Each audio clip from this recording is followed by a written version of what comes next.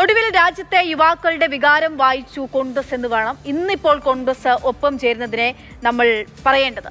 NEET ചോദ്യപേപ്പർ ചോർച്ചയും cockroach Janata പാർട്ടിയും ജനമനസ്സുകളിൽ ഉണ്ടാക്കിയ ഓളം തിരിച്ചറിവിനെ കോൺഗ്രസിനെ പ്രേരിപ്പിച്ചു. മോദിയുടെ വീടിന് മുന്നിലേക്ക് ജാഥ നയിച്ചു.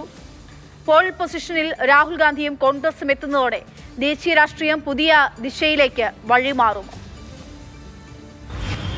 നീറ്റ് ചോദ്യപേപ്പർ ചോർച്ചയുമായി ബന്ധപ്പെട്ട കോക്രോച്ച് ജനതാ പാർട്ടിയുടെ നേതൃത്വത്തിലുള്ള സമരത്തിന്റെ മുൻനിരയിൽ കോൺഗ്രസ് എത്തിയിരിക്കുന്നു. സമരം കോൺഗ്രസ് ഏറ്റെടുത്തു എന്ന് വേണമെങ്കിൽ പറയാം.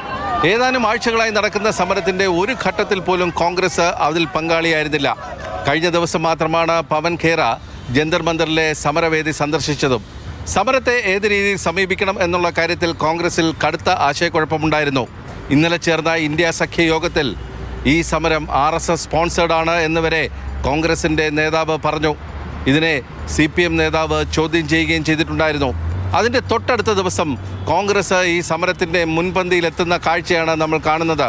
ഈ നിലപാട് മാറ്റത്തിന് കോൺഗ്രസിനെ പ്രേരിപ്പിച്ചതെന്തായിരുന്നു? പ്രതീക്ഷിച്ചതിലധികം കഴിഞ്ഞ ദിവസം നടന്ന സമരത്തിൽ പങ്കാളികളായ യുവാക്കളുടെ സാന്നിധ്യം തന്നെയായിരുന്നു.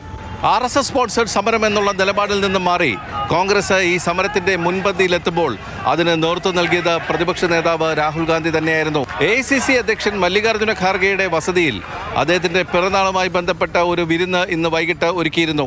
ആ വിരുന്നിനെത്തിയവരാണ് തൊട്ടടുത്തുള്ള പ്രധാനമന്ത്രിയുടെ വസതിയിലേക്ക് മണിക്കൂറുകൾക്കുള്ളിൽ മാർച്ച് നടത്തിയത്. ഈ പ്രക്ഷോഭ പരിപാടി നേരത്തെ തീരുമാനിച്ചിരുന്നു എന്ന് തന്നെ സംശയിക്കണം. കാരണം രണ്ട് കോൺഗ്രസിന്റെ മുഖ്യമന്ത്രിമാർ ഇന്ന് തലസ്ഥാനത്തുണ്ടായിരുന്നു. കേരള മുഖ്യമന്ത്രി VD സതീശനും കർണാടക മുഖ്യമന്ത്രി DK ശിവകുമാറും ഇന്ന് രാവിലെ പാർലമെന്റ് ചേരുന്നതിന് തൊട്ടുമുമ്പ് ചേർന്ന ഇന്ത്യ സഖ്യത്തിന്റെ യോഗത്തിൽ ഒരു തീരുമാനമെടുത്തിരുന്നു.